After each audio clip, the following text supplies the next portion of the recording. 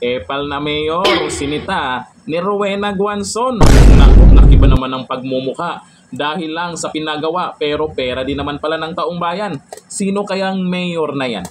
O eto sa post po na Rowena Guanzon. O ayon po sa post niya, Mayor, baka lagyan mo pa ng mukha mo yung kubeta at mga kutsara sa kitchen.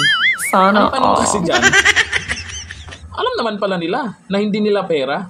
Nakalagay pa talaga ang pagmumukha nila. Epal, di ba? Hindi po nagagawa sa Davao yan. Sa Davao City, walang paganyan. Kaya dapat yung mga botante ay matuto na kung sino dapat talaga ang iboto nila. Yung, dapat nga, ang magmayabang dyan, yung mga taxpayers. Ang gagamit dyan, mga taxpayers. Ang tanong, makakagamit kaya yung iba dyan? Ako'y nagtatanong lang. Kaya dito po sa mga nag-comment, maraming nanggigigil dyan kay Mayor. Nako, lagot ka Mayor. Ito, naipost ka ni Rowena Guanzon.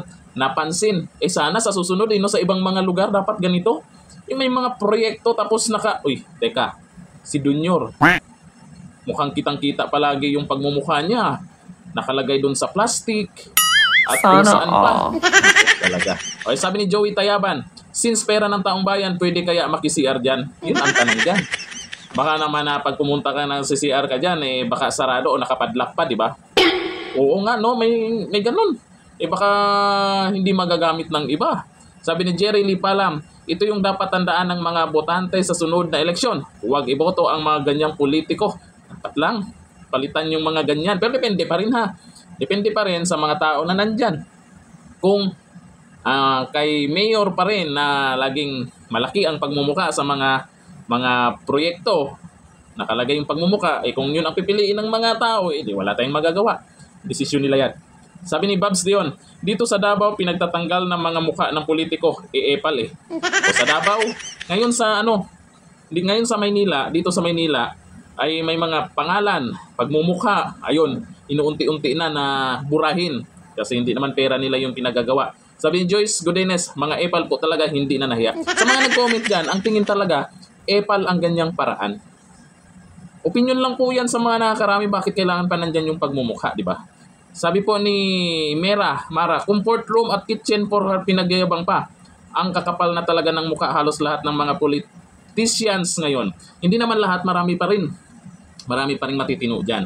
Kagaya ng sabi ko po, yung mayor sa Davao City, mayors dito sa Maynila, at kung saan pa yung lugar. Asan pa? Sa lugar nyo ba? Yung mayor nyo ba? Ganun din. Pag nagpagawa ng pag may pinagawang proyekto ay hindi kailangang nandun yung pangalan niya or hindi kailangang nandun yung pagmumukha niya. Kasi lumalabas talaga na pag ganyan pinagyabang pa na siya yung gumawa niyan. Hindi naman kasi pera nila. Ito yung mabago. Dapat ito yung sa bagay. Paano nga mabago yung mga ganitong pamamaraan kung si Dunyor ay talagang kitang-kita yung pagmumukha niya. Sa 20 petot na bigas ko, no? Nakita nyo naman sa plastic bag, andun yung pagmumukha ni Dunyor. Paano, siyempre, kung sino yung pinakamataas na posisyon, kung ano yung pinagagawa, ay paano mo mapagsabihan yung nasa baba? Believe talaga ako dito kay Rowena Guanzon. Walang kinakatakutan. Kaya yung ibang politiko dyan, ingat-ingat kayo dyan sa paglapag ng pagmumukha nyo sa mga proyekto. Baka isa kayo sa susunod na maipos ni Rowena Guanzon at masabihang epal.